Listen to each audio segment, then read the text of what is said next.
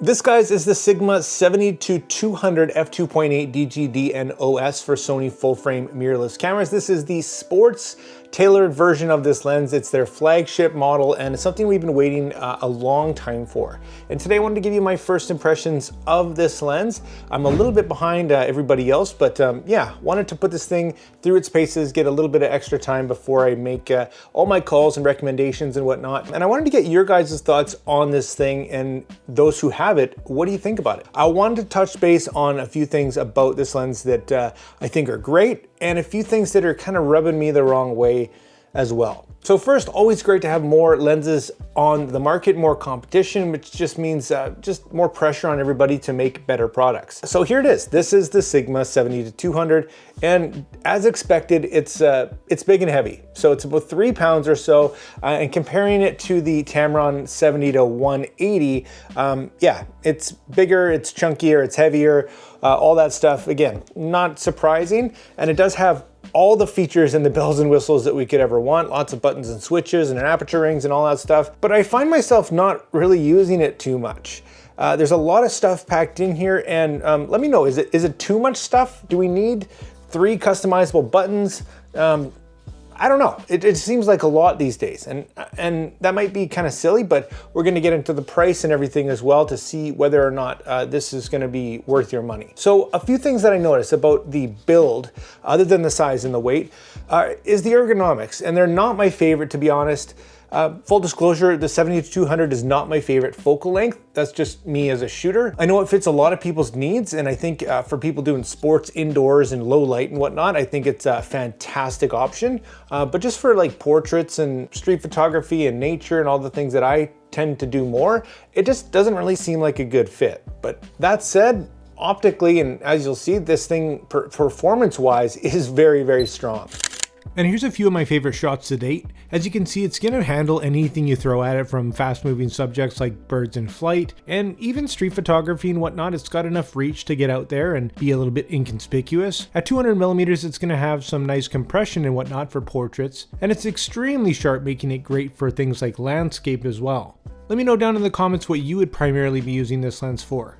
The zoom ring is up at the top, which doesn't feel very natural. Now, comparing that to the Tamron again, the zoom is up at the front. It feels really natural and nice, where this thing, it just doesn't feel that intuitive. Ergonomically, I really wish that was down here, kind of closer to where you're gonna grab it more.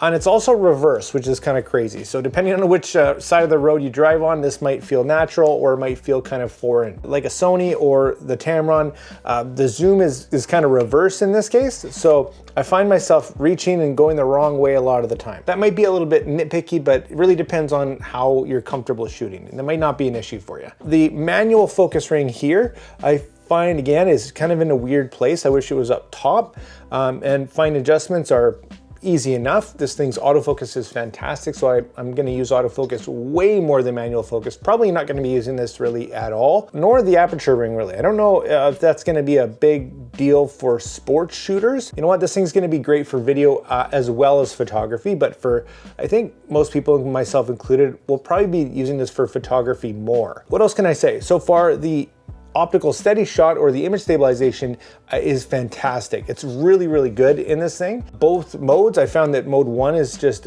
rock solid, and I pretty much use that 99% of the time. So as far as image stabilization goes, great job to Sigma on that regard. I went out there and shot a lot of nature, birds and whatnot, sports and action kind of thing. Not so much sports because it's winter and there's not much going on, but a lot of nature. And I must say that it does keep up relatively well in terms of the autofocus on my Sony a7 IV, but it does kind of have this tendency of forward focusing a bit. Let me know your experience in that, if that's something that your lens is doing as well. I'd be curious to know that. In birds in flight and whatnot, although it does, you know, hit the majority of shots, it can be a little bit finicky at times. Now, being a fast f2.8, this thing's gonna perform relatively well in low light. I went out and shot some street photography and just some general stuff, and it kept up pretty well. It's nice to have that fast f2.8. However, if you're a nature photographer shooting a lot of birds like I do, that f2.8 might actually be a detriment to you. Its shallow depth of field isn't always the best thing. Sometimes you want more detail, and yeah, it does have a shallow depth of field, so keep that in mind. Again, you buy this thing based on your needs, not mine. Autofocus in general is really fast. It's basically silent and can go to infinity and back really, really quickly. And of course, it does have their best focusing motors in this thing, being a flagship lens. And what about the sharpness and the optical quality of this lens?